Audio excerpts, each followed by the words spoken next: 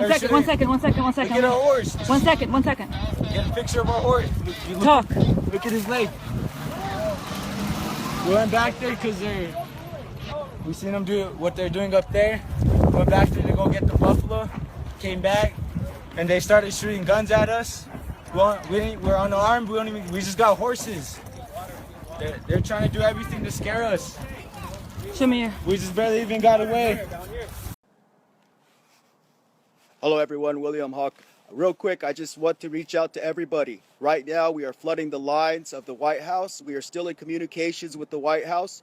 We don't have a word on exactly what's going on with President Obama. Right now, we would like everyone to please flood the lines of the White House. Everyone, please call the White House, email the White House, flood their lines. Let them know that we as American citizens and we as indigenous citizens of this country and of our own nations will not stand for this. We will not stand for this.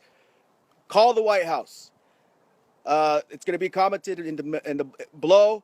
Call the White House. Their lines are being flooded right now from people all around the world. We're going to continue to do this. We're going to continue to stand for what is right, and that is the water. That is our land. That is our ancestral burial sites and sacred sites of our people, the Hunkpapa people. Please, everybody, call the White House. Do what you must. This is important. These are important things happening right now.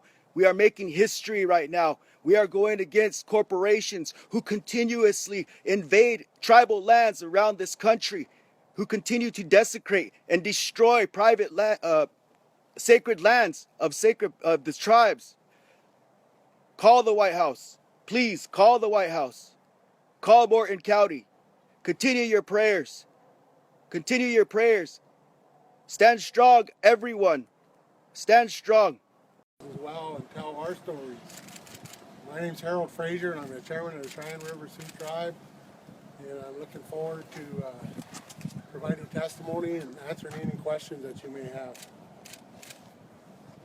Yeah, my name is Dave Archambault. I'm the chairman of the Standing Rock Sioux Tribe, and I agree with Harold.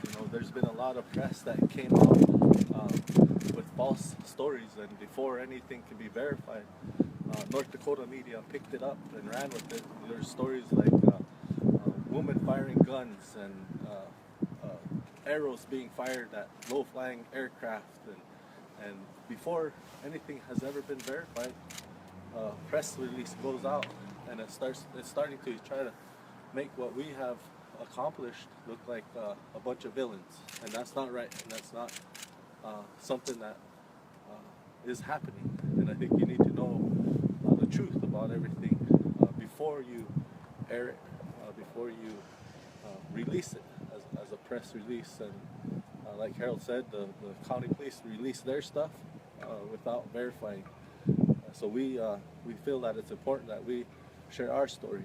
And I'll just, if it's all right, Harold, I'll just start with, I think that this has been an unfortunate time for us, especially us at Standing Rock, because we're in North Dakota, and to see the aggression that has been placed on people, indigenous people, for standing up for something that they believe.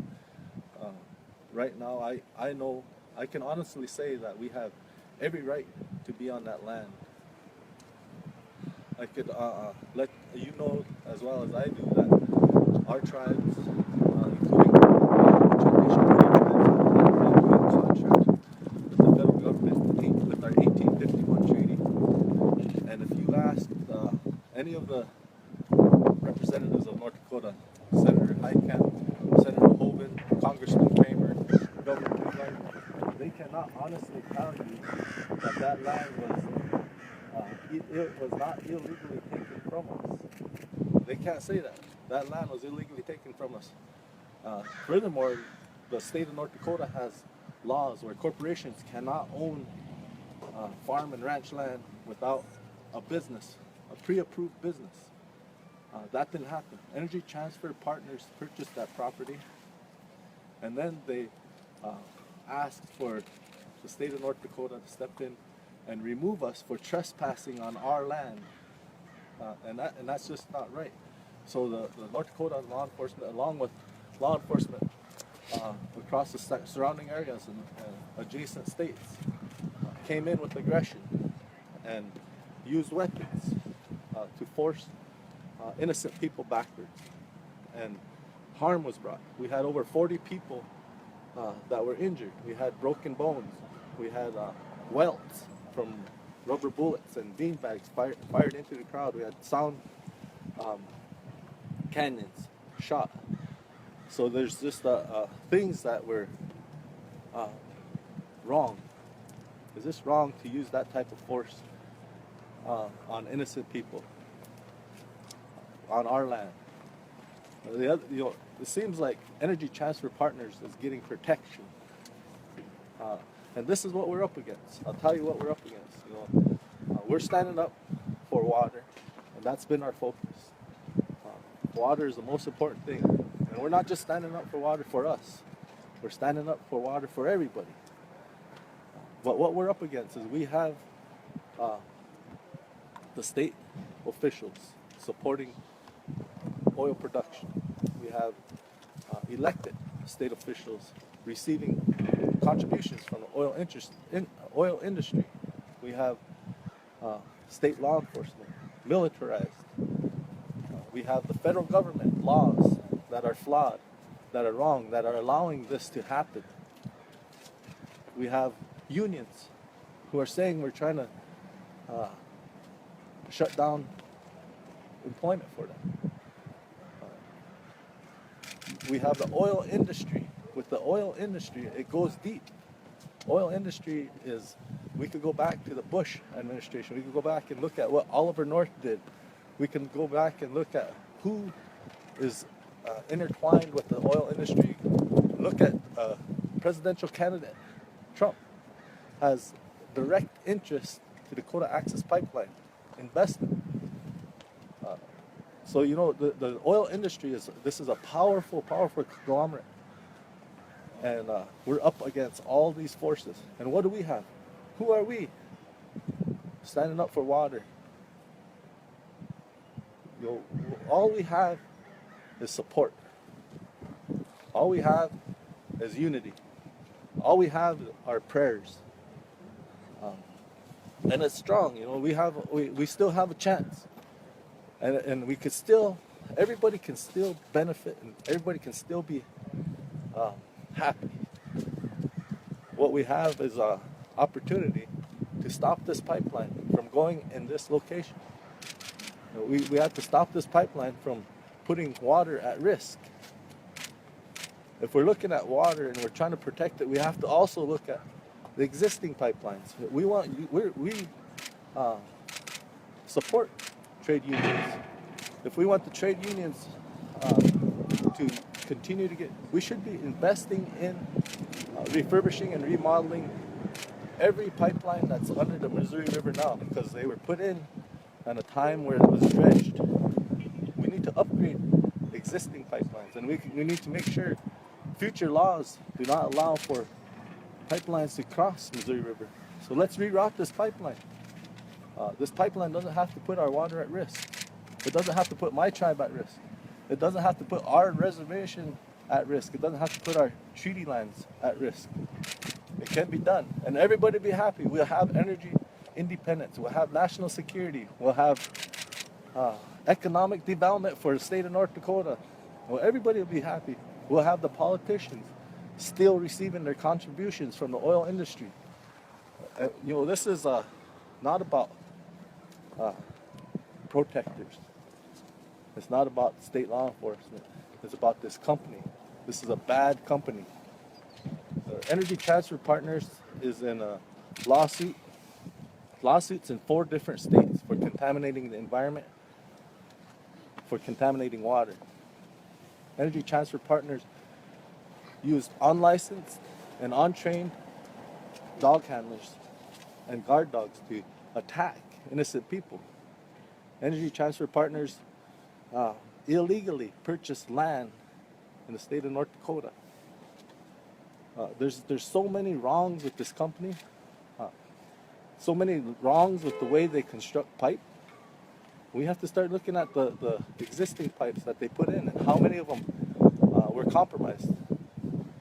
this company is not somebody that anybody should be investing in. Nobody should be protecting this company.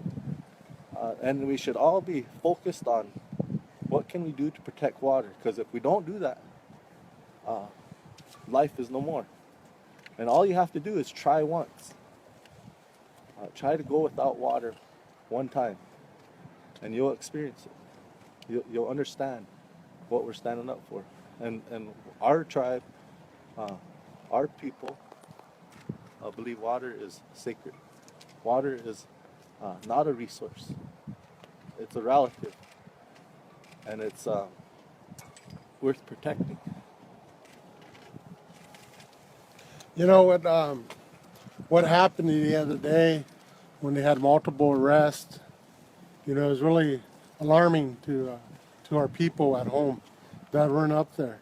I had numerous calls throughout the day, and a question that kept coming to my mind is, who is protecting our people? You know, I have had calls from some of our elected leadership at home, and they said, Chairman, what's the plan? How can you make a plan when you're going against guns, weapons?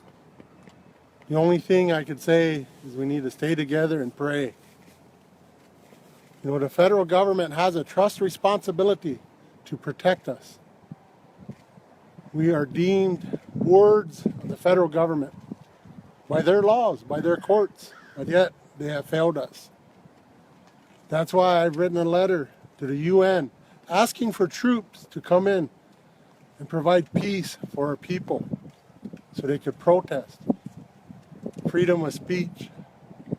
I have a tribal member who was praying in a sweat lodge that was arrested for praying.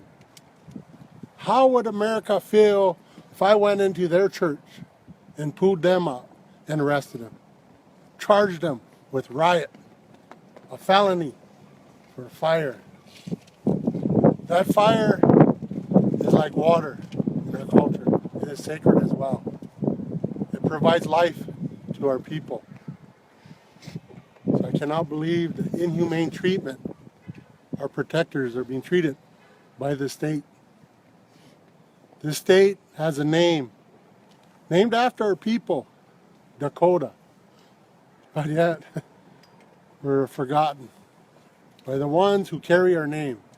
And that is really sad and alarming. Our people do need protection. They have rights. Many of our people, Native American people, have volunteered and fought in wars to protect our rights. But yet, again, we're forgotten as Indian people. I think at this time we'll go ahead and open up if you guys have any questions. How was your meeting with President Obama?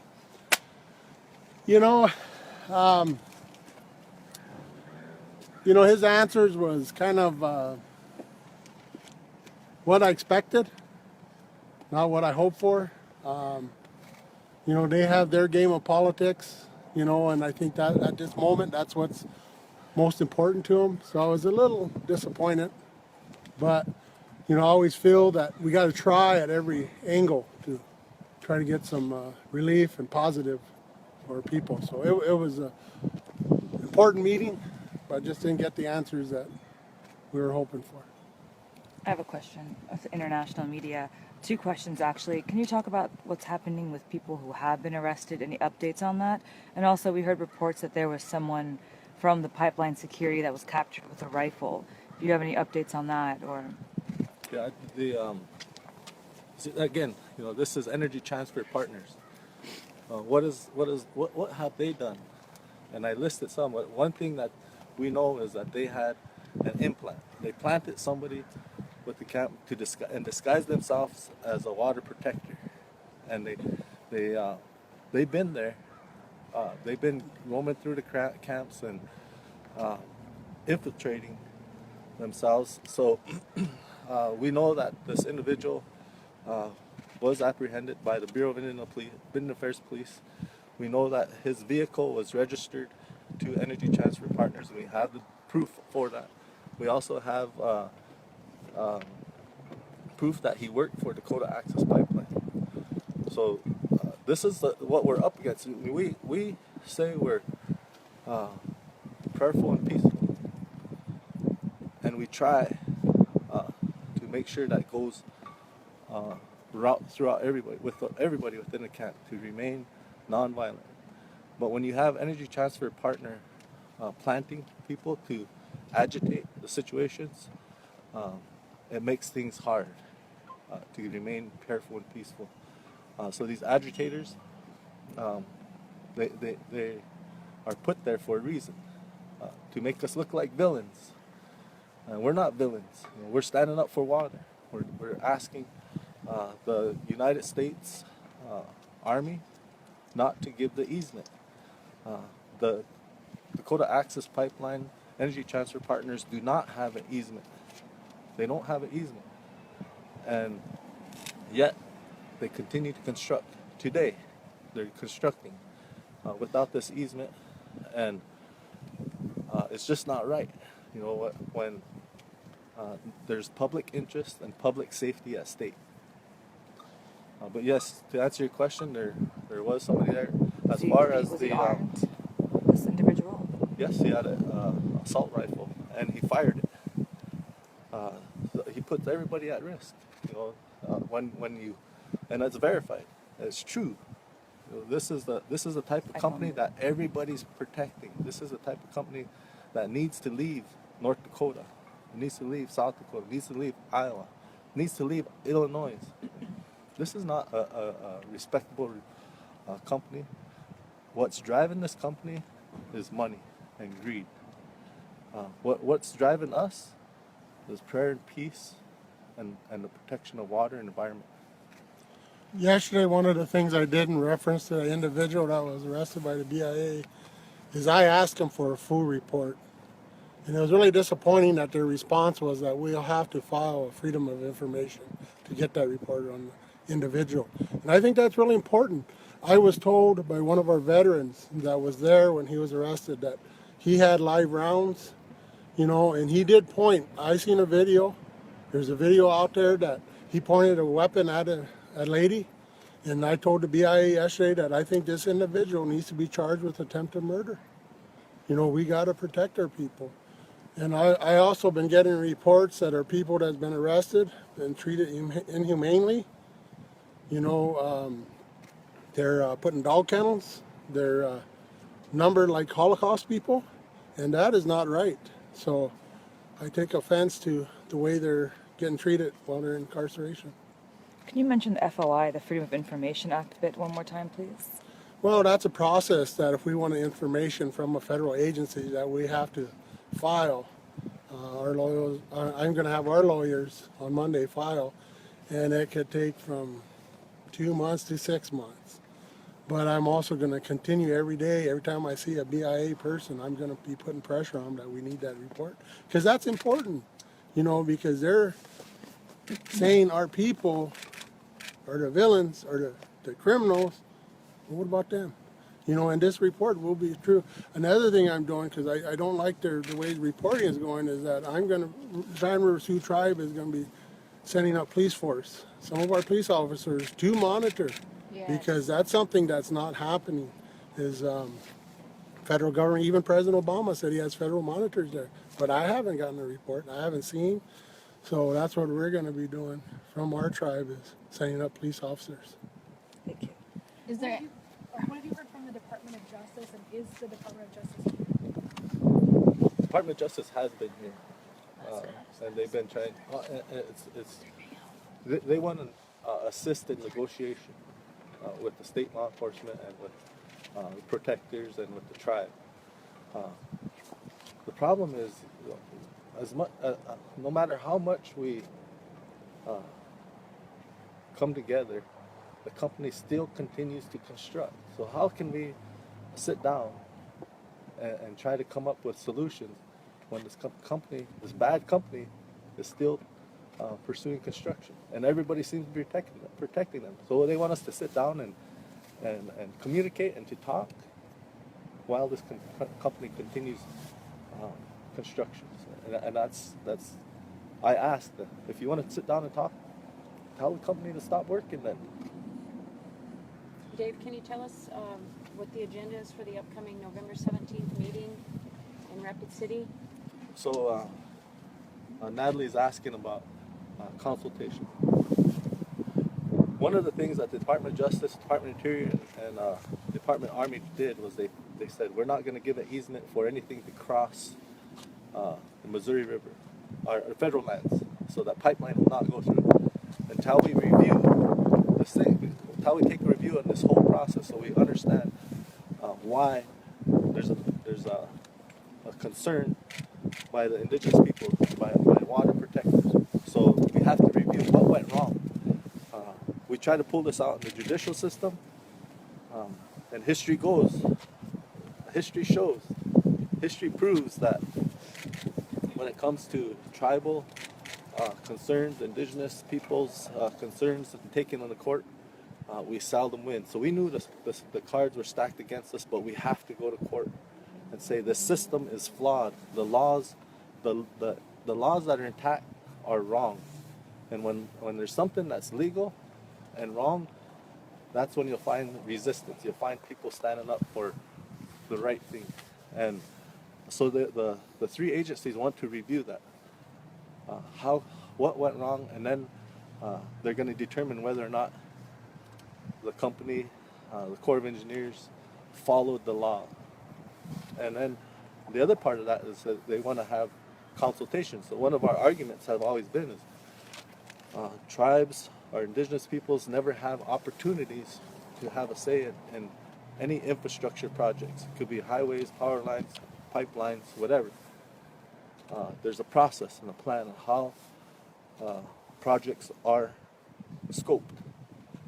We don't see that, and we're not a part of that until it's finalized. And when it's too close to us, we have to go through this consultation process. And we said, our argument, we've never been consulted. There's never been meaningful consultation. So now, November 17th in Rapid City, I think Chairman Fraser went to one in Albuquerque, and they had some staff that went to Portland. They're saying, what is meaningful consultation, and how can tribes express their concerns? And so we have to come together. I know Cheyenne River has what meaningful consultation is to them, but if you look at the international laws with the UN, it's not consultation. The U.S. says consultation. Internationally, they'll say, what is it? Consent. You have to have consent. So we should have consent with any of these infrastructure projects. So when we go to these consultations, one of them is with the UN. We need to be a part of the scoping. If it's going to impact our lands, if it's going to impact our water, we need to be a part of the front end of everything. Work with the process. The process goes through OMB.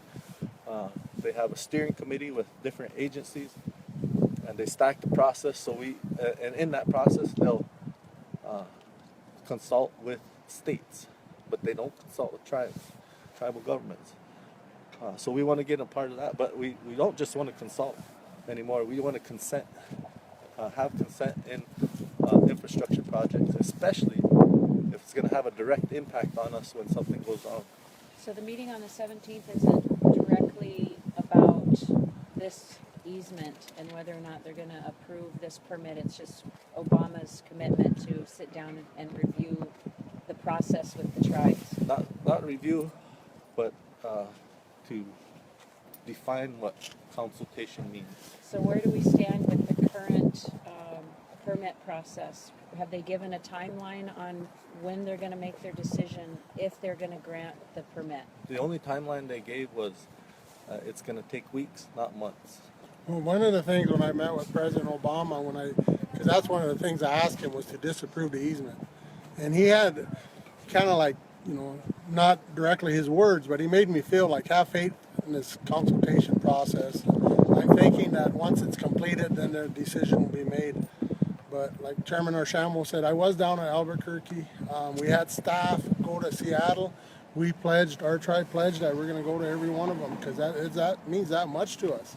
And I was really disappointed because I was told that the people in Seattle they kind of shut that meeting off early. They said, we got to go, we got to catch a flight to Albuquerque. However, in Albuquerque, it was a different agency staff. So right there, how can we have faith in what's going on? I'm really cautious because one of the questions how we always get treated as tribes, we submit comments. But what happens to them comments? What's going to happen to this process when we give our comments? I told them down at Albuquerque that I believe if you're sincere, let's draft some legislation. Let's get some laws where they have to consult. We need to be raised to the level of a state PUC where we have the right to say no and it's no. Because right now we're not afforded that opportunity. And the other thing is, if we break a law, we go to jail as Indians. A federal agency employee or official, if they don't consult, nothing happens. So we want to try to get penalties, disciplinary actions to them guys. If they don't truly consult with us, then they need to be penalized, even be terminated, whatever, throw it in jail, because this is all supposed to be federal law.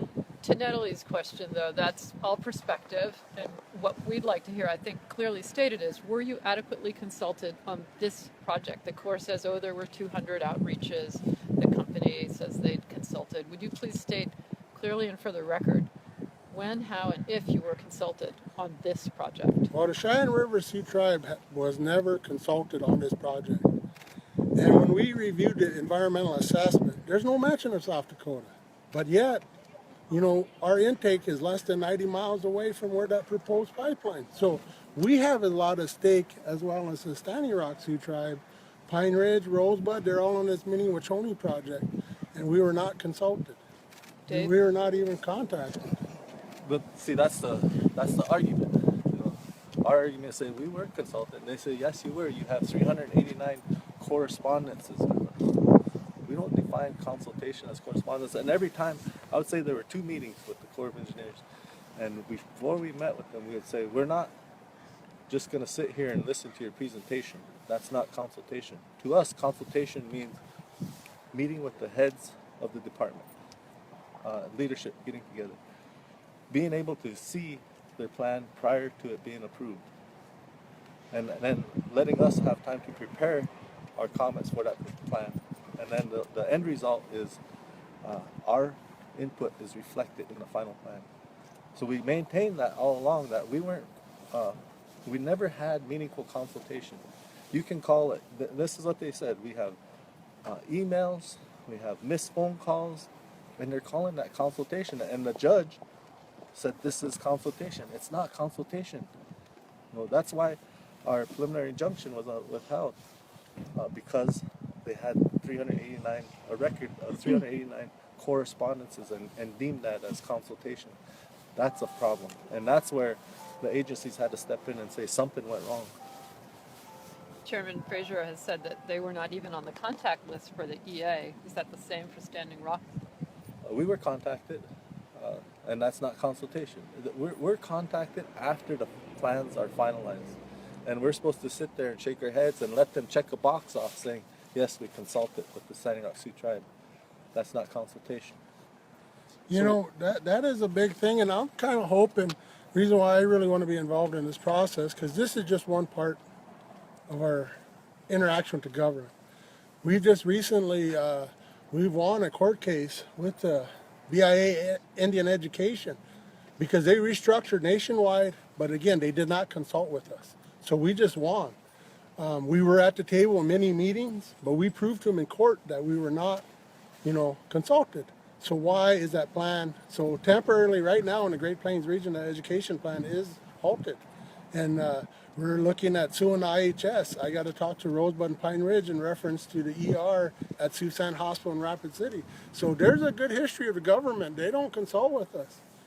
In 1998, I first got in tribal council, and I went to one, and I was really disappointed. So I asked them officials, I know what consultation means to me, but what does it mean to you? And I always remember that lady's words. She said, in the BIA dictionary, consultation means to inform. And that's the way they treat us. They come to a meeting, they call consultation, they just inform us on what they're doing and they move on. So this is a big thing, this consultation. And I think we have an opportunity to put teeth into language and policy so where we truly do get consulted. You know, the other thing too is with this particular project, we were only asked to consult on a small piece of it. That's where the federal jurisdiction is. The rest of it is said that we missed the opportunity.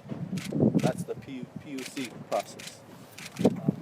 We have a government-to-government relationship with the federal government, not state government.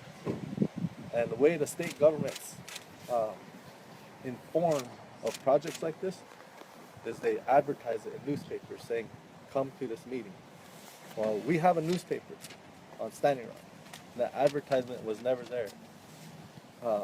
Even if it was, there's other ways to consult with the tribe, and we had some success in consultation in other departments with the state, just like education. If there's resources coming into the state for Indian education, and they want to say, how can we have an impact your children best, let's set up a meeting and consult on how we can best implement this. So there are mechanisms in place where we can, as a tribal government and a state government, sit down and consult. With the PUC process or PSC process, it's not our responsibility to shift through newspapers and try to find out.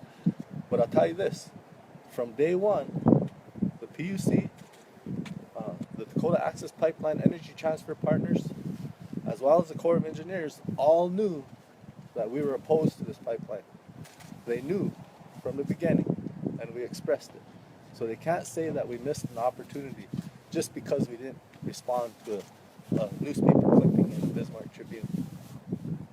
Does the tribe intend to file a lawsuit against Morton County for excessive force and human rights violations? You know, I think the best vehicle for that is a civil suit. I mean, a class action suit. Whenever tribal government, state government, federal government starts trying to file lawsuits against each other, immediately sovereign nation flag rises. The best way for success is to go after every individual law enforcement who fired a weapon at innocent people. We have to get badge numbers, we have to get facial recognition, we have to get these law enforcement that are from other states, whoever it is, and the individuals who are harmed have to report what had happened, and a class action suit has to come against the state and against the law enforcement. It's our understanding that Oneida has sent a civil rights attorney to begin that process. Have you met with him yet? He expressed that he would be willing to assist with some resources in that manner. I don't know the specifics. We'd have to sit down with him and with the attorneys that are at the camp, and I know there are statements that were collected on the wrongful treatment by law enforcement, and that all has to be put together. Have you had any conversations with either law enforcement or state officials about the use of force? You know, my conversation was with the governor. I knew from the beginning, because I saw an email, that North Dakota Human Services was going to set up a pre-hospitalization stabling tent in Fort Rice. This was before any harm had happened. So for some reason, the state is starting to prep. They're ready to move in. So I contacted the governor and I asked him not to use force. When they said, well, you have to ask everybody to leave our land, I said, well, have the company stop construction. Why are you allowing this company to continue to construct when people's safety is at risk? So those are the conversations, and as long as that construction company is still moving, it doesn't matter if we talk or not. It's just a stall tactic for them to allow this wrong to continue to happen. When did you talk to the governor? I talked to him the day before Wednesday. What was his response to your request to not use force? He just said, ask people to leave. And I said, well, ask the company to stop. So would you characterize it as, I guess, a breakdown in negotiations? I don't like to say negotiation because I'm not negotiating with anybody. I think it's an open line of communication that was established.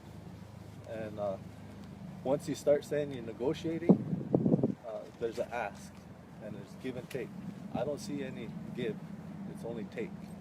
Sheriff Kirkmeyer has repeatedly said that he's working with the tribe and camp representatives on negotiations. So how do you respond to that? Just in his press release yesterday. Well, he determines it, negotiation. That's his terminology. That's not our terminology. I think it's important that we communicate for the safety of people. And that's my priority. Because I don't want people to get hurt. We've had members up there from South Dakota, you know, throughout when it started. I've written letters to the governor of North Dakota, no response. I have contacted the South Dakota governor numerous times, no response. Nobody has talked to us. You know, they try to say, you know, and when I first started talking to the North Dakota governor, or trying to, they said, you're not from North Dakota, so he's going to answer to you. But I don't care. I think, you know, brutality and things like that, that should be a concern. I don't care where you live, you know, so I have never been in contact with anybody. Can you update us on people in jail? What the status of their release is, how conditions in which they're being held, where they're being held? There's some conflicting reports about what's been happening with people, as a lot of them, I believe, have not been released. What I've been hearing is, you know, number one, they raised their bail, you know, to $1,500, and I know, you know, they got them spread out all over the state of North Dakota, you know, and I feel it's because to try to make it harder for them to get back, you know. That's as far as I know about it, you know. What about treatment? We heard that there were a number of elderly women who were pepper sprayed and they refused them showers and, as you mentioned, kennels or minors who were. Can you talk to any of that? The treatment of people that have been in jail. Yeah, that's what I've been hearing, just like what you said. I mean, it's really sad that, I mean, I know that no matter what, if you get arrested, you do have rights, and their rights obviously have been violated. And as a tribe, I think there's a question earlier, we are looking, our tribe is talking to the lawyers and looking at filing some type of lawsuit against the treatment of our people and all the people that, because all they're doing is standing up to protect that water. Do you have a timeline for that? I probably know more on Monday after I know the lawyers are looking at it this weekend. And we had a kind of a call yesterday, and you know, I think we're trying to step in to help the people. Do you know anything about the charges that people are facing in there? Like, what are they being charged with? You know, we have a tribal member that was pulled out of a sweat lodge. He has a felony charge for praying. I mean, it's ridiculous. There's video of that. Yeah, and they're saying riot? How can you incite a riot in a sweat lodge in prayer? You know, it's just crazy, unreal. I just cannot believe the way they're treating. I mean, it's back home when things always get so tough. It's just we just have to laugh because man, it is, you know. Will Can't Standing even Rock, say will the Standing words. Rock continue to support a winter camp? Yeah, you know, one of our things is safety. You know, we've tried to identify some land so that we can prepare and be proactive rather than reactive, because the winter is coming and it is getting cold. So we're just working through some technical details as far as where the land is and the type of land that can be used for some permanent structures. So when it was nice out, when it was warm out, we were able to, and we still do, assist with waste management, with porta potties and roll-off dumpsters for mass people, and so we cover those costs for that. Now, as it's getting colder, because of safety, we're concerned about shelter, and we're concerned about food, and we're concerned about extreme temperatures. So we have to worry about heat, and that adds up to the list. You have to understand that we have, just like Chairman Fraser, and we have President Steele from Ogallala, we have our own internal issues that we deal with on a day-to-day basis. So as we're addressing those, add this to the list. But we do know that it does get cold, and it's not a day or two where it gets below 35, below zero here. It could last for a week. And so shelter is important. And we have visitors from all over who may not ever experience that kind of cold. So when that happens, we don't want to react to it. We want to be proactive and make sure that there is a place available, and just assure that safety is there. That's something that, as all the chairmen from the Sioux tribe, we had a meeting about that camp, and I think rest assured to the campers, every tribe is willing to help with what they can, and I think the support's there to, maintain that camp where it's at right now on treaty land. So I can say from our tribe, we're going to do what we can. I know we've been setting up wood every day. We also taught Chairman Archambault that we're going to be sending up at least 10 sheds to winterize, and then movable, because we all know in the spring, that thing's going to be flooded out, and our people know. So we're trying to devise stuff so where we could just move them out into higher ground or move them back home, when this is over. Chairman Archambault, you spoke about a rerun of the pipeline. I'm wondering what you have in mind. Get it out of our land. Is there a certain other route you think would be? This company can expend $18 million for land just to punch it through and shove it down our throat. 18 million is nothing to them. So a reroute would give union workers additional work. So we're supporting the unions. This company, when it not only the company is spending money, but let's look at the state resources that are being expended. If this state can spend 7 to 9 million to fight peaceful, innocent people, then the resources are there. But it's just like do what we can to put it here. We don't matter, and that's what when we say no, it don't matter. No means no. Enough is enough. Get it out of here. That's what we're saying. So it's up to them to determine the reroute, not me. You're asking me. That's a question for the company. You're asking me, what's the best place for reroute? I said, keep it away from water.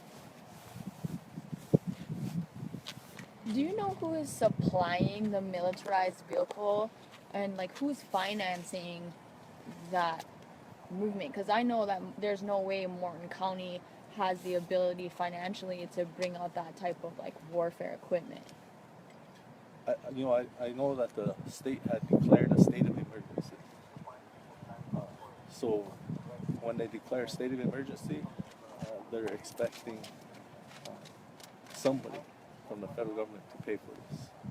But they're probably outlining the resources for it now and try to have the federal government step in to fund it. But there's so much money that is being wasted when if we just rerouted it, everybody would be happy. Dave, Sheriff Kirkmeyer has recently stated in a press release that once his law enforcement remove the protest camp from the approach, then it will be up to DAPL security to protect their pipeline.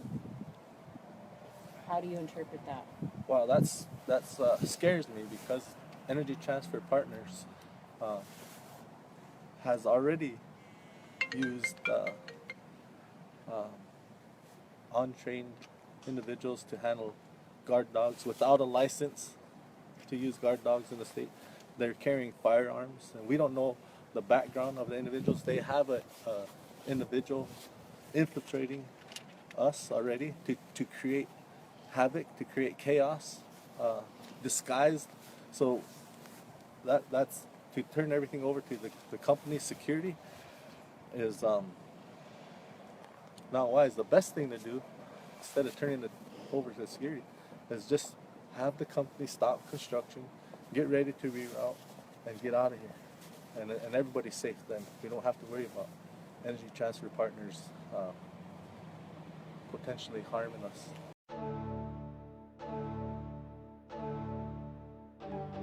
My name's Noah Morris. I was frontline medic yesterday on the raid on the easement. Of the injuries we saw yesterday, we saw more than 50 people who we had to treat collectively for pepper spray. We saw a number of people who had blunt force trauma injuries because of beanbag rounds, concussion grenades, use of nightsticks, and other kinetic weapons. We saw at least one individual who had been hit with a taser and had a taser barb impaled on his cheek. We saw a number of folks who had joint injuries from rough handling by law enforcement.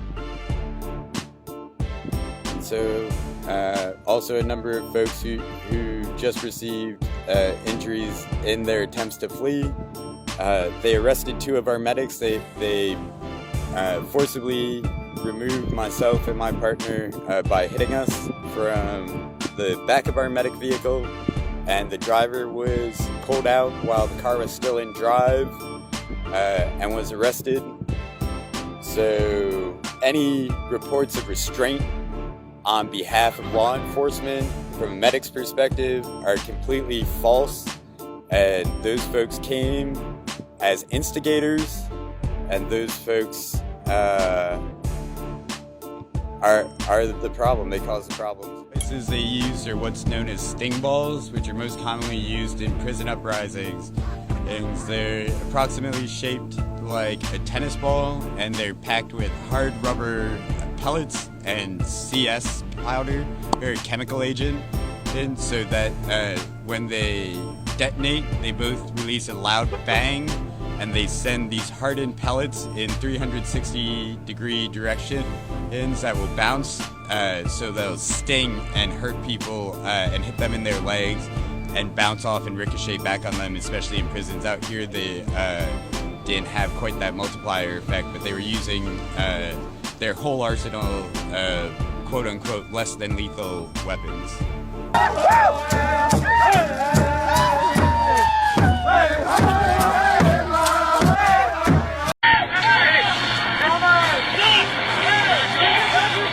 Hi friends, thanks for joining. I'm ending the hoop today. There are a lot of things from the videos that weren't shown that I had seen in other videos that I'd like to talk about. I spent half a day looking all over the internet for videos of things that took place. And what I had within, about police brutality. Okay, what I saw was videos where the Doppel police were lined up and they were tight together, and the water protectors are in a line, and they're walking backwards, or not getting real close to them. They're walking backwards, and a Doppel officer would run up to the line to the crowd and grab somebody, just randomly grab somebody and pull them up and backwards into their, the line would be open for them to pull them through, and then the officers would close the line again. Okay, well then the water protectors could not see behind them as to what was happening to the people that were being pulled in there. And one photographer had gotten down like this. You could see between the legs of the officers, and you could see that they were beating people. And it was hard to say as how they decided who to pick. They would just run out in the line and grab somebody. You know, even if the person wasn't directly in front of them, one of the officers would just pick somebody and pull them. It was like they I'm suspecting they already knew who they were before they grabbed them. Anyways, it was I noticed that there were a lot of teens that were being abused. You know, there was a couple 16 and 17-year-olds that got some of those pellets shot at them. They call that the beanbag rounds of the sting balls, the rubber pellets. And I also noticed that a lot of things that were being targeted were people's faces. You know, where people were getting tased in the face, pepper sprayed and shot with those bags. There's one guy had some of the stuff stuck in his face, those little balls, and I saw the picture of that, and that was just horrible. The whole side of his face was all bruised all the way through here and then up on his nose too. And then there was a young 16-year-old who got it in the hip, who had a spot about that big. And you know, when first get hit with things like that, the bruising doesn't show up right away. Later on it does, so I would guess he's probably bruised pretty bad right now. But he could hardly stand on the leg that he got hit, that got hit, or the hip that got hit. And there was some teens on horses that were there was a surprise of buffalo, a blessing of buffalo there. The teens on horses that were trying to herd the buffalo off in another way. They got shot at, and then I guess some of them, some of the teens on horses, I think they were the same ones, of the same group. I don't know, but they had been pulled off their horses. And there was one teen girl said she got hit right between the eyes here with one of those bags, and then at different spots on her body. And the majority of them that were getting hit were running to trying to get out of the way or to leave. And while they were leaving, they were being shot at. So you know, they got people of all ages, but I noticed mostly, what I noticed was teens and elders, and they also were, you know, wrestling men to the ground too. There was one elder I saw that had a stick put in her gut, and you know, they were around her and they were trying to get her head up so that the guy could pepper spray her. That's crazy. There's all kinds of different things that were going on, and around that area, the Standing Rock area, there's you know, the Federal Aviation Administration has it as a no-fly zone right now, except for law enforcement can fly around there. No drones. The law enforcement's drones can be in there, but other people's can't. Media can't. They were blessed by the buffalo coming. And they were also blessed by a golden eagle that had landed and visited with some of the water protectors there too for about an hour. Let's see. And there were statements from Joe Eagle and also the Standing Rock tribe that are put out, you know, for media. That you can just look up online, and you should be able to get them. There are places to go to find out information on Facebook, and places to donate to them too, which there's the Sacred Stone Camp, the Red Warrior Camp, and there's also an Indigenous Life Movement, the Indigenous Life Movement, William Hawk. Let me some videos, which was really nice, and the Sacred Stone Camp did too, so I want to thank them for doing that. And let's see what else we have here. They were tore down the winter camp that was there in the area. They tore down the camp, and they were pulling people out of tents and just tearing the place up and tromping tents over and teepees. I saw where there was a man, I don't know if he was sleeping or what, but they unzipped somebody's tent and grabbed some guy by his legs and pulled him out. I don't know, must have been sleeping or something. And there was one thing I thought was kind of funny. They were tearing up some, I don't know if it was a kitchen or what it was, some area where there was some supplies or something, and some of the officers were standing to the side while these guys are trying to get their stuff, you know. One guy grabbed a couple containers of garbage and just went threw them at their feet. I think it was compost. Anyways, that was kind of funny. But they were just they were not giving people the opportunity to move and get out of their way when they told them to. So while people were running and trying to grab their belongings and doing things, they're being pelleted, and you know where the people are trying to take down their tents and things and grab their belongings, the stuff is being smashed up and thrown around. So it was a serious invasion, and the land there, you know, originally belonged to the people, you know, through treaty, and it was taken by a broken treaty. So it's really their land. Let's see. Oh, and the medics were being shot at too. They were trying to keep the medics from doctoring the people, which that is really sick. They wanted to go in there and help people and get them out of there, and they were the Standing Rock, you know, medic people for the camp, and they had vehicles that were showing that they were medics. So you know, the DAPL police knew they were medics. It's a shame, but okay, let's see.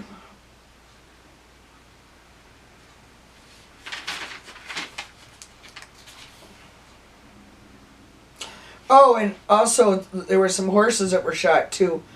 And I know one was shot in the leg, and then I heard one had died. I don't know very much about that, but I'll have to look into that again next week. Okay, well that's all for the No DAPL right now. But I want to mention that the communication tree, which is my organization that I started in 2002, we're doing another winter donation drive, which we're repeating like we did last year. Or we're going to do we gather winter items and Christmas decorations, decor, and presents and things for the Neopit Reservation in northern Wisconsin at little Menominee town. Their food pantry and clothing distribution had burned down, so they really don't have much of a place for distribution there, just a tiny little room in a church. So we borrow the Boys and Girls Club for a day, and we do a giveaway with the things that we gather for people.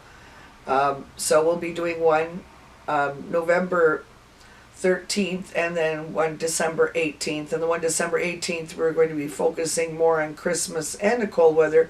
But right now we're focusing on trying to make sure people stay warm. We're you know, and we also take new and used toys. The toys we'll use for Christmas, they're new, and the used will be out for kids to grab whatever they want. We like to give them garbage bags, and then they can grab whatever they want. So we're looking for donations too, and if you can contact me at any time. You can find me on Facebook under Louise Sherri Jones, or Louise Sherri Jones, Mending the Hoop and the Communication Tree. Of course, the show is Mending the Hoop, and my organization is the Communication Tree. So I created a page for all of those. Some of my pages don't circulate very well, but I keep them up for people to go and look at them, see what's going on. Have a good night. Thank you for joining.